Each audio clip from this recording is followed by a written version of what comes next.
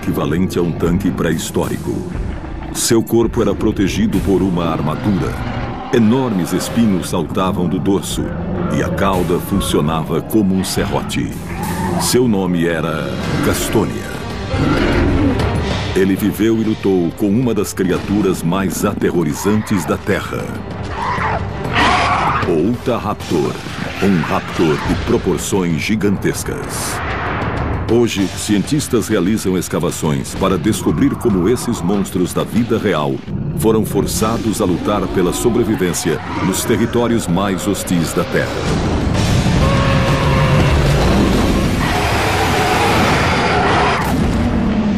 Foram os primeiros lutadores do planeta, predadores supremos.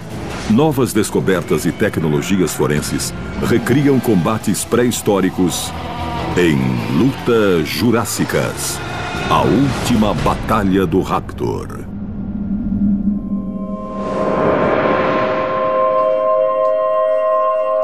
O mistério começou em outubro de 1989. O lugar, Moab, Utah. O especialista Robert Gaston realizava escavações de rotina quando fez uma descoberta. Algo que agitaria o mundo dos estudos da pré-história. Eu estava andando pelo terreno e o solo tinha faixas brilhantes de terra nas cores lilás e verde. Caminhando por ali, eu encontrei um pedaço de argila com a marca de um fóssil de dinossauro. Eu consegui ver de onde ele havia rolado, porque a terra ao redor ainda estava fresca. Então eu subi até o local de onde parecia ter caído e encontrei pedaços do tamanho de um prato, com marcas das vértebras na pedra. Então foi muito fácil presumir que havia mais fragmentos do animal por ali.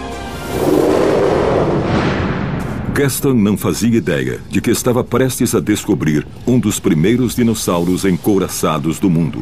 Um monstro parecido com um porco-espinho, desconhecido da ciência até então. Foi então que eu percebi que tinha descoberto uma coisa muito importante para a ciência. Na hora eu não me dei conta do tamanho da importância, mas eu sabia que o dinossauro encouraçado ainda não era muito conhecido. Os ossos dele são diferentes, parecem formar uma armadura, e foi fácil perceber que se tratava de um animal desse tipo. Eu comecei a entender o significado daquilo. Além de ser importante, o fato lançaria uma nova luz sobre os estudos de animais pouco conhecidos na América do Norte. O dinossauro encouraçado tornou-se comum somente dezenas de milhares de anos depois do Gastonia.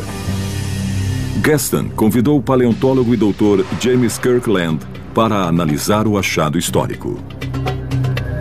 Fui até o local das escavações e vi a pedra de 1,20 m por cerca de 50 centímetros de comprimento. Nela estavam os ossos da bacia e um pedaço da couraça. A pedra rolou de um morro ao norte de Moab. Robert a encontrou e sabia que se tratava de um achado muito importante, então decidiu entregá-la para mim. O Dr. Kirkland e sua equipe escavaram os ossos restantes e categorizaram e classificaram a nova espécie. Mais tarde, seria batizada em homenagem a Robert Gaston, seu descobridor, com o nome de Gastonia. Forte e temido, o Gastonia era um dinossauro de 4 patas, cuja estrutura corporal assemelhava-se a um tanque blindado.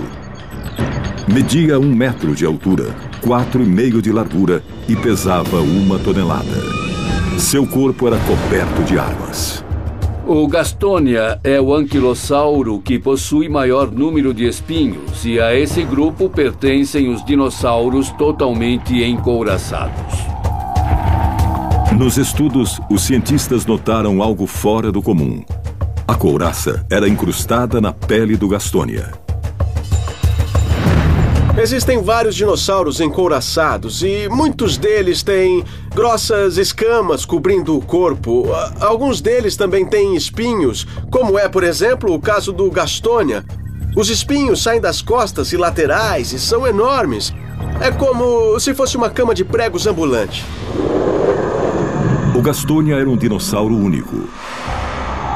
O estegossauro, por exemplo, embora fosse encouraçado, não contava com a proteção integral do Gastonia.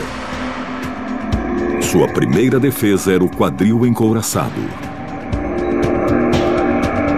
Uma característica interessante é a couraça sólida que revestia o quadril do Gastonia. Faz todo sentido se lembrarmos que essa parte era um dos seus pontos mais vulneráveis. Ele não tinha mobilidade no pescoço e nem conseguia se virar para ver o seu próprio quadril. A couraça certamente servia de proteção extra para a parte mais fácil de ser atacada pelo predador. Era um dinossauro totalmente protegido. Mas este tanque vivo também tinha poderosas armas de ataque. Enormes espinhos. Este é um espinho da região dorsal e eles saem para as laterais. A exemplo de outras couraças do animal, o espinho é coberto de pequenos sulcos que abrigam vasos sanguíneos. Esses vasos atuam no crescimento da proteção queratinosa que cobria os espinhos, que por sua vez cobriam toda a parte superior do corpo do animal. O dorso do Gastonia era coberto por pedaços de couraça e dele saíam enormes espinhos. Embora fossem eficazes, sua arma mais poderosa era a cauda. Ao longo de toda a cauda, dos dois lados, havia pedaços afiados de ossos que cortavam como lâmina. A cauda era uma arma letal. Da lateral saíam enormes e afiadas lâminas triangulares que o Gastonia brandia com violência como uma clave medieval. Os paleontólogos já sabem que ele a usava em movimentos giratórios. O Gastonia movia a parte traseira do corpo na direção do animal predador e batia nele mexendo a cauda de um lado para o outro. A cauda era repleta de pontas triangulares e juntas eram extremamente cortantes. Eu costumo comparar a cauda do Gastonia a uma enorme lâmina de serrote presa a um cabo balançante. Era impossível agarrar. Caso a cauda cortante, o corpo blindado e os espinhos no dorso não fossem suficientes para vencer um predador, o Gastonia contava com uma arma adicional desconhecida pela ciência moderna até a descoberta do fóssil.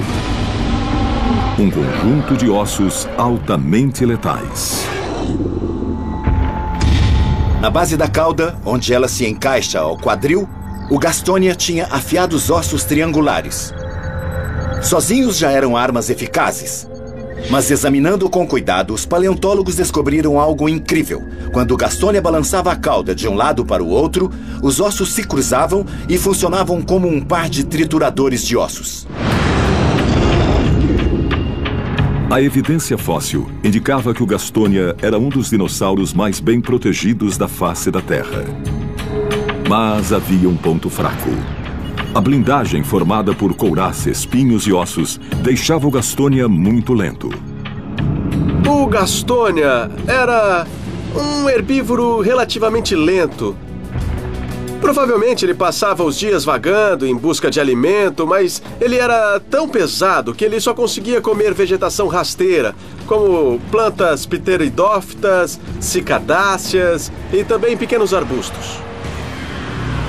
Até que a pesquisa tomou um rumo inesperado. Lawrence Whitmer, da Universidade de Ohio, usou tomografia computadorizada para examinar o crânio de vários dinossauros, entre eles o Gastonia. A descoberta foi intrigante. Cientistas agora sabem que esse tanque não era um dinossauro inteligente, mas o olfato e a audição eram bastante aguçados. O cérebro de anquilossauros, como o Gastonia, é uma estrutura relativamente muito simples. Por outro lado, seu sistema olfativo, aquele ligado ao sistema do olfato, é bastante aguçado. Trata-se de um sistema ampliado, sugerindo que o olfato era um sentido vital para esses animais. No ouvido interno, vimos que os órgãos associados à audição também são incrivelmente desenvolvidos, o que mostra que a audição era, para esses animais, igualmente importante. A tomografia revelou outro fator. Uma olhada na imagem interna do crânio mostrou que o Gastonia não tinha uma visão muito apurada. No cérebro desses animais, vemos que não há grande expansão do sistema óptico e centros associados ao processamento de imagens. O Gastonia caminhava de cabeça baixa. Era um animal que enxergava o predador na linha do horizonte. A visão era só eficaz quando o inimigo estava a uma curta distância, mas era preciso detectá-lo antes que chegasse perto demais. Então, ele confiava muito mais no seu olfato, que era muito apurado. Com a capacidade visual limitada, o Gastonia contava com a audição e o olfato apurados para detectar possíveis predadores. Isso significa que os cientistas consideraram uma hipótese intrigante. Será que ele possuía outro sistema de alarme? Existem várias relações simbióticas entre os animais de hoje e não resta dúvida de que também existiam no passado. Um exemplo é o rinoceronte. Ele tem uma visão reduzida e conta com os pássaros para saber se algum perigo se aproxima. Por sua vez, ele protege os pássaros de seus predadores. Creio que pequenos pterossauros mantinham a mesma simbiose com o Gastonia. Eles recebiam proteção e, em troca, avisavam o Gastonia do perigo que era iminente. Mas com uma incrível gama de armas e blindagem defensiva à disposição, por que o Gastonia precisaria de um sistema de alarme? Seu único ponto fraco era a barriga, desprotegida. Mas que tipo de criatura era forte e esperta o bastante para atacá-la?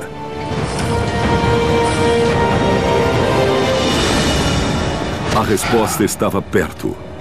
A 45 metros dali, paleontólogos encontraram evidências fósseis de por que exatamente o Gastonia precisava de algo que o avisasse do perigo.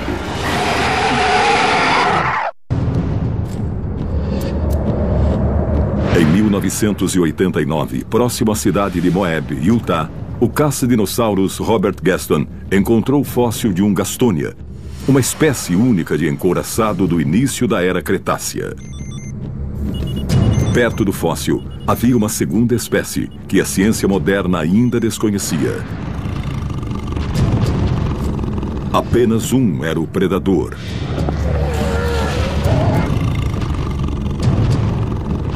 E como os pesquisadores logo descobriam, não se tratava de um assassino comum. Durante as escavações, começamos a entender como os ossos estavam organizados. Um dos alunos da Universidade de Eastern Utah gritou: "Ei, Jim, venha ver uma coisa. Tem algo diferente aqui." Então, eu me abaixei e notei um pequeno sulco no chão. Pensei um pouco e concluí que a marca era muito fina, parecida com um arranhão feito por uma garra. Eu disse para mim mesmo, é um deinônico da Era Cretácea ou de garras terríveis. É um dos meus dinossauros favoritos, mas este é 2 vezes maior que o deinônico. Cientistas desenterraram os restos de um raptor descomunal, 12 vezes mais pesado que seu parente mais próximo. Esse gigante foi batizado de Utahraptor. Pouco depois da descoberta dos ossos do Gastonia, encontramos uma unha de cerca de 20 centímetros e, por meio de análise e comparação com outros exemplares, determinou-se que pertencia a um dromeossauro gigante, que é da mesma família do Velociraptor e do Deinônico.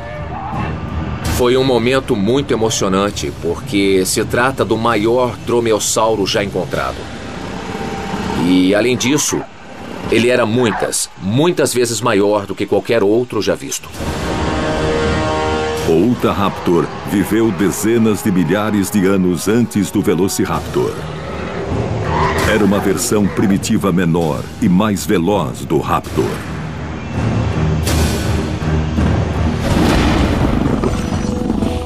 A descoberta do Utahraptor foi muito importante, porque até então o maior dinossauro raptor encontrado era o Deinônico, do tamanho de um lobo americano. A nova espécie tinha anatomia parecida, mas era maior do que um urso pardo ou polar. Um dinossauro raptor realmente gigante. Certa vez eu ouvi uma boa descrição do Utahraptor. Utahraptor é um Velociraptor bombado. Este é o Superraptor, é o maior já encontrado. E provavelmente é o mais cruel também. Utahraptor quer dizer ladrão de Utah. É o maior membro catalogado da família dos dromeossauros, dinossauros carnívoros e parentes ancestrais dos pássaros.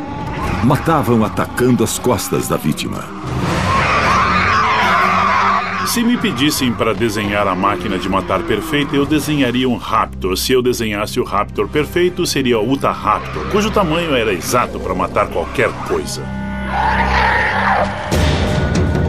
O Utahraptor media 1,80 m de altura, o mesmo que um homem da era moderna. Já de comprimento era mais de 4 vezes maior e pesava cerca de 800 quilos. Outra característica eram os membros anteriores e as 3 garras em forma de lâmina. Os membros posteriores eram curtos e fortes, e as patas traziam sua arma número 1. Uma garra retrátil de 20 a 35 centímetros em forma de foice. É daí que vem seu apelido, o Super Retalhador. Esta é a garra da pata traseira do Utahraptor e, ao contrário de outros dinossauros, é uma unha muito fina e estreita por inteiro. Em comparação aos pássaros da era moderna, a base da garra é 1/3 mais larga e depois vai ficando estreita até formar a ponta. E a ponta é bastante afiada, parecido com uma faca. Isso sustenta a ideia de que o Utahraptor enfiava a garra e rasgava a vítima para matar. Imagine o Utahraptor golpeando com esta garra, dando golpes que atravessam a pele de 3 centímetros de espessura da presa, penetrando 30 centímetros e fazendo rasgos de 90 centímetros. Tudo isso várias vezes em questão de segundos. A descoberta das garras do Utahraptor provou sua habilidade como predador. Mas ao longo das escavações, os cientistas descobriram ainda mais. Dentes lascados espalhados pelo local. Eram pequenos, muito afiados e letais. Este é um dente de Utahraptor. Não parece tão impressionante porque a cabeça era mais ou menos deste tamanho, mas era um dente de ponta afiada. Este aqui está gasto devido ao uso. Embora pequeno, o dente do Utahraptor era muito afiado. Não era grande o bastante para ser usado como arma, mas servia para cortar e mastigar a carne da presa. Os dentes do Utahraptor serviam para cortar carne, mas eles não conseguiam atravessar a armadura do Gastonia. Algum Utahraptor pode ter tentado atacar um Gastonia, mas deve ter saído com um dente quebrado.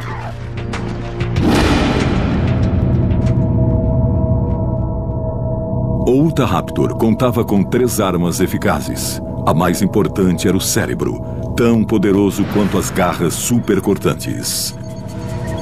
A tomografia computadorizada revelou um nível de intelecto acima da média.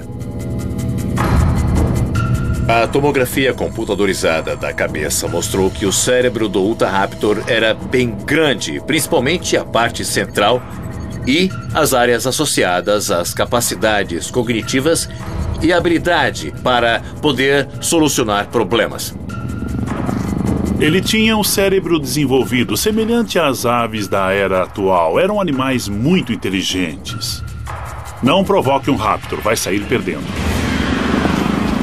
A segunda arma era a extraordinária visão. A combinação altura e visão aguçada oferecia ao Raptor um panorama privilegiado do ambiente em que vivia. O cérebro do Utahraptor apresenta uma nítida dilatação do centro visual, sugerindo que a visão era um sentido de suma importância para o Utahraptor. Uma característica comum aos membros da família Raptor é a visão aguçada. Com o Utahraptor não era diferente. Enxergar muito bem era a marca registrada de um predador implacável. Sua visão era como a de uma águia. O interessante é que o ouvido interno do Utahraptor possuía as mesmas características das aves, indicando que o Raptor fazia movimentos com a cabeça, bem rápidos e coordenados. Ele também mexia os olhos e a cabeça junto com o pescoço, com muita rapidez, ao mesmo tempo em que mantinha o olhar fixamente em sua presa. A exemplo de todos da família, o Utahraptor era um dos maiores predadores da pré-história. Mas ao contrário de seus primos, velocidade não era seu único ponto forte. Os membros curtos, porém robustos, mostram que esse carnívoro era um peso pesado. Devido à desproporção do corpo e dos membros anteriores e posteriores, eu posso afirmar que o Utahraptor era mais lento que o Velociraptor e o Deinonychus. Ele deve ter sido um predador de emboscada. Em outras palavras, se o Velociraptor fosse um leopardo correndo atrás da caça, o Utahraptor equivaleria a um leão que espera pela presa. O Utahraptor geralmente caçava herbívoros menos protegidos e com menos chance de provocar ferimentos. Mas a descoberta do esqueleto de um Gastonia próximo ao Raptor indica que ambos dividiram o mesmo espaço. A região onde foram encontrados o Utahraptor e o Gastonia está muito diferente do que foi na pré-história. Embora existissem árvores coníferas por aqui, a região era muito seca e desmatada. Parecia uma savana, mas sem o pasto. O Utahraptor caçava nessa área porque era fácil para ele ver a longas distâncias. Já o Gastonia era atraído para a região devido à quantidade de vegetação rasteira, o que não se encontra em florestas fechadas. Os cientistas perceberam que na maior parte do ano, a vida florescia na savana pré-histórica. Mas durante o período de seca, o tempo mudava drasticamente para pior. Nós encontramos vários fósseis em condições que sugerem períodos de aridez extrema e estiagem prolongada. Na verdade, esses períodos de seca podem ser responsáveis por alguns sítios de fósseis que encontramos. Devido à seca, os herbívoros ficavam sem o que comer. Os mais fracos migravam ou morriam, obrigando os predadores a procurar pela presa e atacar o que encontrassem pela frente, inclusive os encouraçados. Durante a estiagem, os animais ficam tensos ao extremo. Não existe mais comportamento normal e vale tudo na luta pela sobrevivência. Caso o Utahraptor e o Gastonia tenham se encontrado, eu acho que tentaram se evitar, mas se os fatores ambientais, como a seca e a falta de comida, os obrigaram a ter contato, eu creio que, a exemplo de todo o predador, o Utahraptor estudou as armas de defesa do Gastonia. Mas com o Gastonia era muito difícil de encontrar um lugar, uma fenda em sua armadura. Mas uma evidência intrigou os especialistas. Ao estudarem o esqueleto do Gastonia, cientistas não encontraram talhos nos ossos. Mas por que não? O especialista George Blessing tem a resposta. Os ossos do Gastonia não apresentavam marcas de mordida ou arranhões porque o seu corpo era bem protegido pela sua armadura. Mesmo um animal forte como o Utahraptor não era capaz de chegar até os ossos do Gastonia. E para piorar, a armadura era revestida por uma camada de queratina.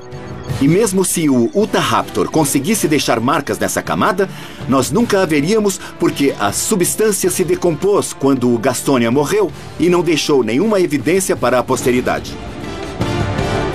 Apenas a barriga e as patas do Gastonia não eram blindadas. Partes que ele protegia comprimindo contra o chão. Mas apesar de mais inteligente, seria o Utahraptor esperto o bastante para descobrir um jeito de atacar a barriga do Gastonia? Os incansáveis cientistas dão a resposta.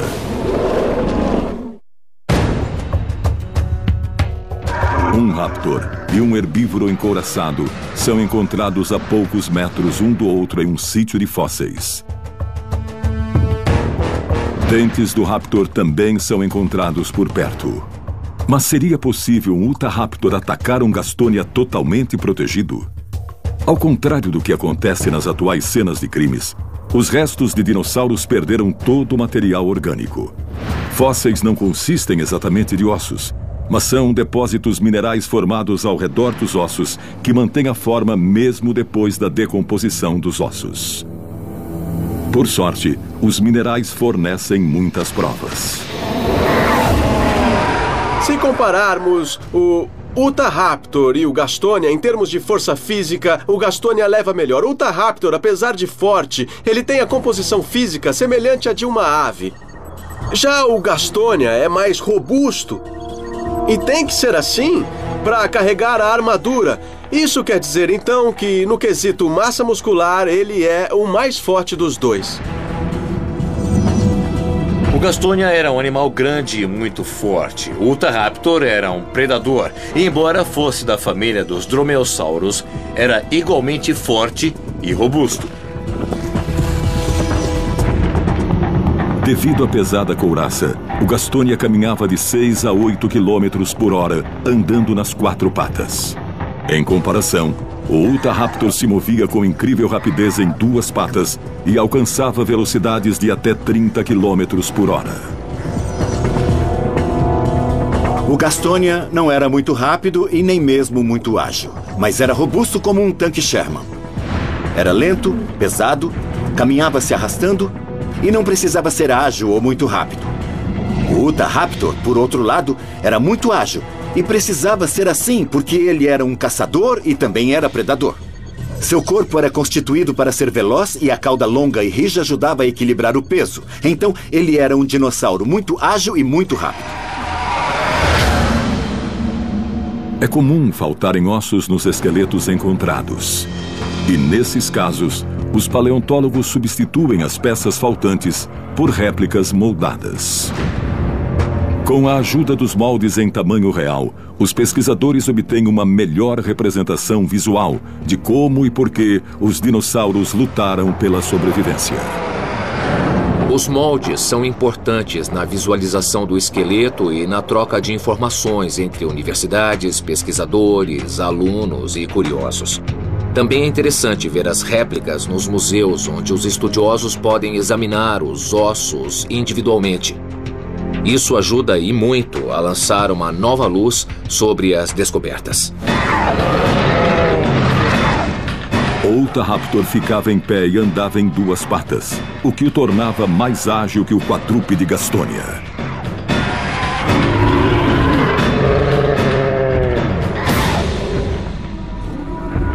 Agora vamos imaginar uma batalha entre o Utahraptor com suas ferramentas predatórias e o Gastonia, um dinossauro quadrúpede muito mais lento. O Gastonia provavelmente se abaixava e ficava encolhido, o que dificultava muito o ataque do Utahraptor.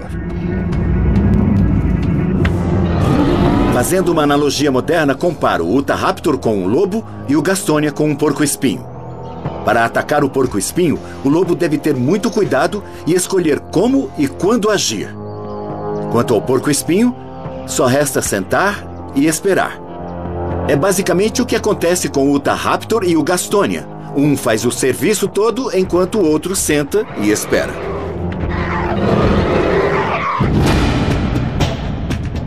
Com membros relativamente finos, o Utahraptor não conseguia simplesmente levantar o Gastonia e atacar sua barriga. Na natureza, os animais escolhem com muito cuidado quem eles podem atacar. Um leão, sozinho, por exemplo, raramente ou nunca ataca um bicho maior do que um búfalo. Mas um grupo de leões podem fazer isso. Sozinho, ele só ataca se estiver desesperado de fome. Enfrentar algo que pode se defender não é a intenção de um predador. Talvez o Utahraptor encontrasse o Gastonia todo dia, mas pensava 2 vezes antes de atacar, a menos que não tivesse escolha. O Utahraptor geralmente atacava o dorso da presa. Mas o golpe era inútil contra o encouraçado do Gastonia. A luta entre esses dois animais pode ter acontecido de inúmeras formas, e são muitas as variáveis a considerar. Ao recriar a ação, tentamos usar o máximo de evidências e fatos científicos possível. Estudamos o ambiente pré-histórico, a forma de disposição dos esqueletos e outros fatores para montar um cenário realista do que aconteceu. A combinação desses fatores permite criar uma representação que pode ser muito próxima do que realmente ocorreu. Desde a descoberta inicial até a escavação e a limpeza, montagem e análise dos ossos, o trabalho pode levar dezenas de milhares de horas. Mas o resultado supera as expectativas.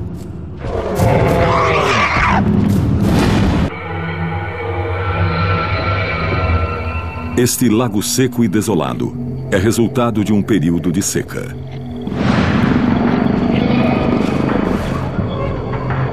Um Gastonia caminha solitário, com a cabeça baixa pairando sobre o chão.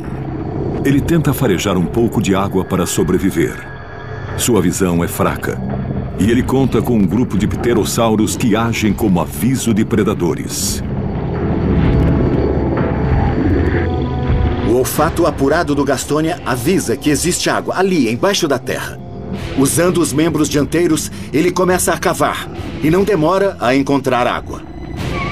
Enquanto seus vigias, os pterossauros, estão em alerta constante. O Gastonia encontra um local promissor e começa a cavar. Se ele consegue sentir o cheiro, é porque a água está a menos de 30 centímetros de profundidade. Mas o Utahraptor também está à procura de alimento. O Utahraptor usa o leito do rio para capturar animais mortos ou moribundos. A ele só resta procurar.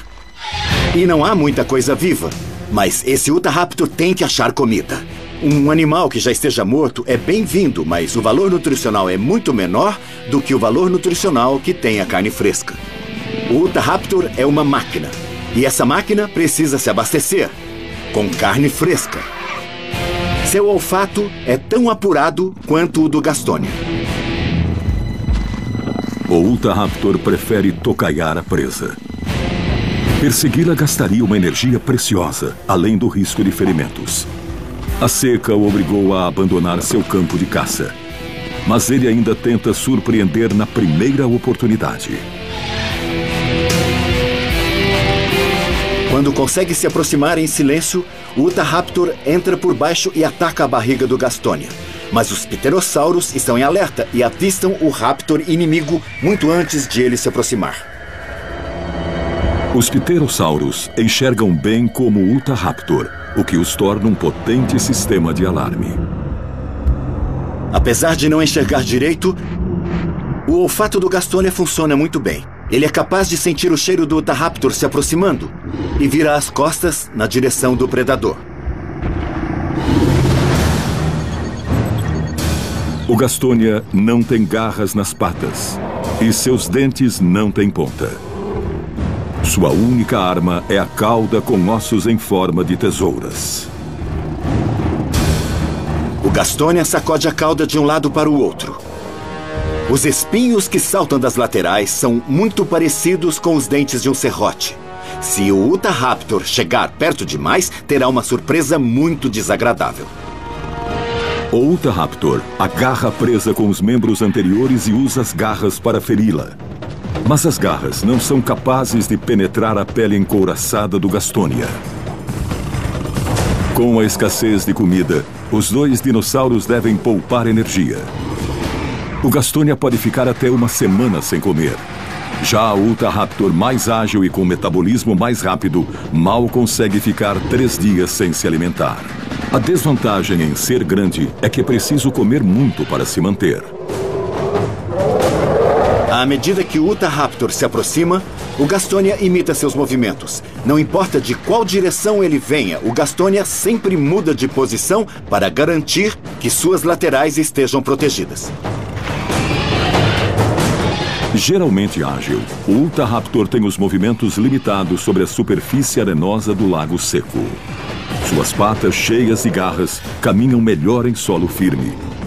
E ele está acostumado a florestas de chão sólido e protegido pela vegetação. Já as patas arredondadas do Gastonia oferecem estabilidade para caminhar na areia fofa.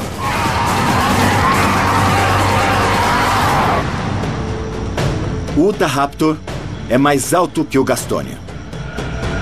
Mas isso de nada vale quando o baixinho a ser atacado tem as costas cheias de espinhos. Ninguém vai saltar sobre ele. Ser alto não é vantagem em uma luta contra o Gastonia. Na verdade, é uma desvantagem. É preciso agachar abaixo da altura dele para ficar numa posição de armar um ataque. O Utahraptor sabe que algumas partes do corpo do Gastonia são desprotegidas. A parte interna das pernas, a barriga e embaixo da base da cauda. São essas áreas que o inimigo vai se concentrar na batalha que terá de fazer. O Utahraptor é capaz de saltar inacreditáveis 4 metros de altura.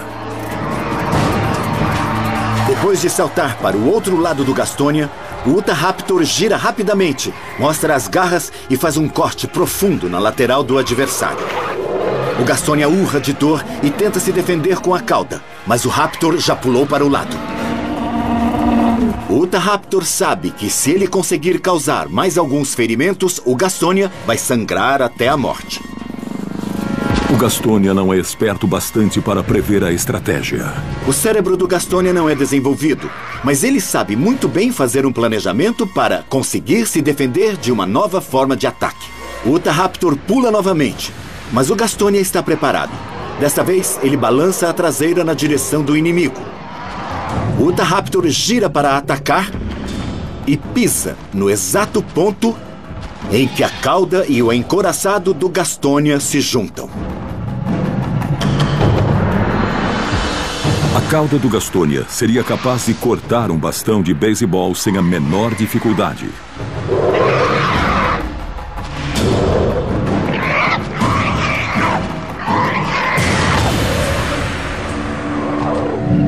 Mas o cérebro limitado do Gastonia se concentra em uma coisa de cada vez, e no momento é água.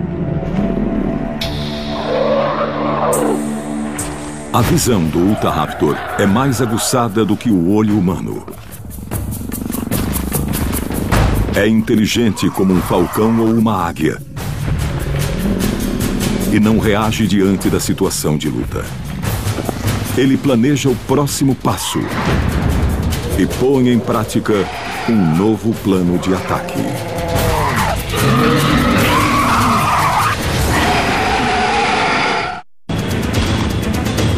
O Utahraptor utiliza sua agilidade para assustar e confundir a presa. Ele parte para cima e limita o tempo de reação do alvo.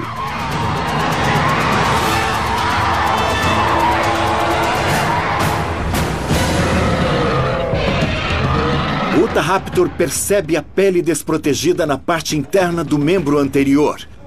Ele se abaixa e morde o Gastonia. Conforme se afasta, leva junto um enorme pedaço de carne da perna dele. Quando perde os dentes, o Utahraptor os recompõe, como fazem os tubarões. Com o membro ferido, o Gastonia sente uma dor alucinante. Ele não consegue se apoiar com firmeza. Ele vai ter que se virar sobre 3 patas. O instinto avisa que é preciso inclinar o corpo para o lado a fim de proteger a área ferida. É chegado o momento que o Utahraptor estava esperando. É a grande chance. Depois de ferir o adversário, se ele desferir mais alguns golpes, é o fim de jogo para o Gastonia. Mesmo um dinossauro grande como o Gastonia morreria de hemorragia em 3 ou 4 horas. O Utahraptor sabe que se também ferir os membros posteriores do Gastonia, ele vence essa luta. Só que tem um pequeno problema. Este é o exato movimento que o Gastonia espera que o inimigo faça.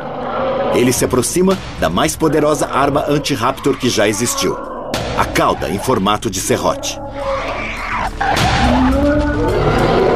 Se conseguir pegar o Raptor com a cauda, o Gastonia pode quebrar seus ossos e neutralizá-lo. O osso de 8 centímetros de diâmetro da perna do Utahraptor quebraria, como um graveto. O Utahraptor é mais alto e mais ágil do que o Gastonia.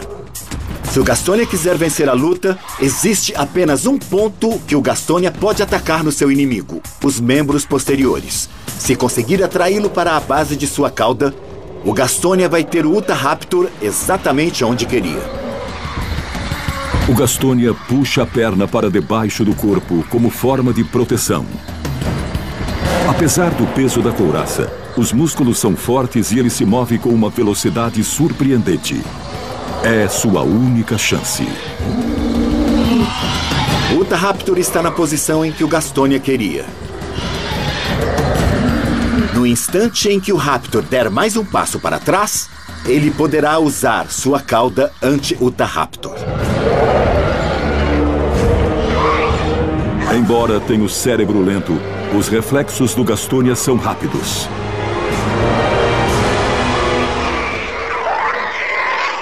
Nesse momento, o Gastonia sacode a sua cauda e os ossos em forma de tesouras dilaceram a carne da perna do imponente Utahraptor.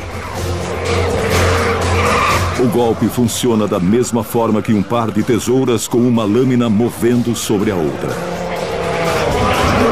O Utahraptor tenta recobrar as forças, mas o Gastonia não dá espaço. Ele balança a cauda como se fosse um serrote medieval. Os espinhos afiados rasgam a pele fina do Utahraptor. Ele se afasta e tenta fugir do ataque mortal. O Gastonia vence a batalha. Certo de que o Utahraptor desistiu da batalha, o Gastonia retoma a tarefa na qual estava ocupado: procurar água. O cérebro de um dinossauro parece uma série de interruptores. Se um liga, o outro logo desliga. Ele se preocupa em caçar, sobreviver, reproduzir e comer. No momento em que o Utahraptor deixa de oferecer perigo, o Gastonia esquece dele e volta a procurar água. Mas as evidências encontradas em Moab, Utah, oferecem mais uma pista do que deve ter acontecido. De acordo com os pesquisadores, apesar da ferocidade, ambos, Utahraptor e Gastonia, sobreviveram à batalha. Ironicamente, a causa mortes desses gigantes foi o período de seca. O fato de nenhum dos dois ter ferimentos pelo corpo e de que os corpos estavam relativamente intactos sugere que esses dinossauros não morreram na batalha, e sim em razão de condições ambientais como a seca. Os dois dinossauros perderam a vida em uma grande seca. Mas no início do período Cretáceo, essas espécies perderam uma batalha ainda maior: a extinção.